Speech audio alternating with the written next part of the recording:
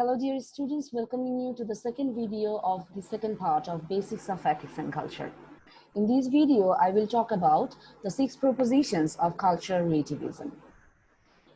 As you already know that according to the idea of cultural relativism, different societies are having different moral codes. Now, this is the first proposition of cultural relativism, which is saying different cultures have different moral codes. As an example, the Eskimos see nothing wrong with infanticide, whereas Americans believe infanticide is immoral. So see, these two societies or these two cultures are having two different moral codes about the infanticide. Now, if different cultures are having different moral codes, then there is no objective standard that can be used to judge one societal code better than another, because it is a matter of subjectivism. It is not objective. Right. So according to cultural relativism, I mean, whenever we are talking about the culture, we cannot judge one culture because it is a matter of subjective standard. There is no objective standard.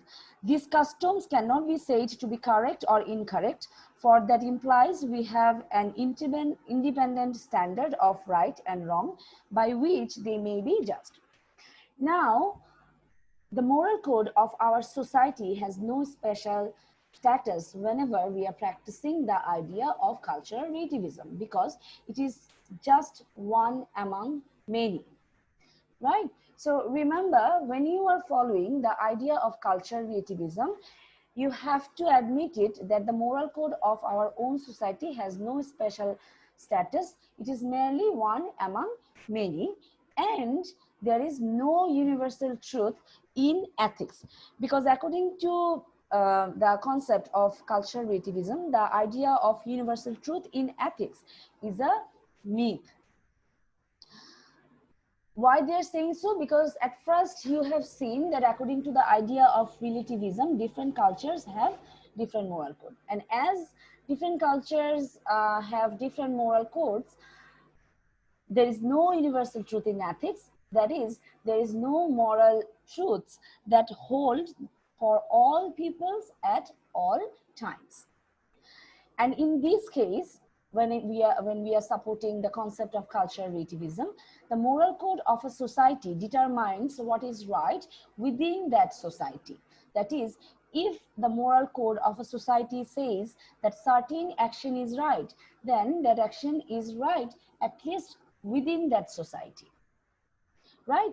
And it could be an arrogance to judge the conduct of other people, because at first we have admitted that different cultures have different moral code, and what would be right or what would be wrong for cultural practices, for the cultural practices of a society, that will be fixed by the society itself. We cannot judge the practice of other culture. We should adopt an attitude of tolerance toward the practices of other cultures. So these are the 6 propositions of cultural relativism.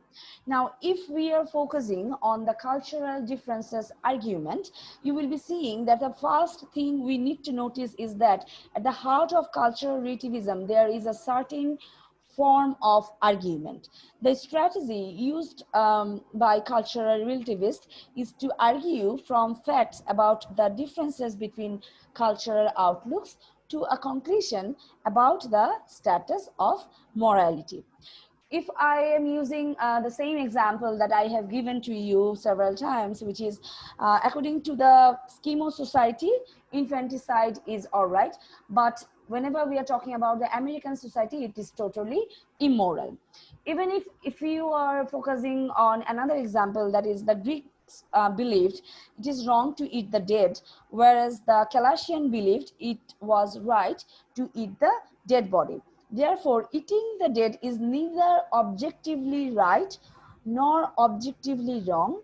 It is merely a matter of opinion, which varies from culture to culture. So remember The main idea of cultural relativism argument or cultural differences argument is saying basically different cultures have different moral codes. Therefore, there is no objective truth in morality. Right and wrong are only matters of opinion, and opinions vary from culture to culture. And that is basically all about the 6 propositions of cultural relativism and the cultural differences argument. I hope you understand the topic. Thank you so much.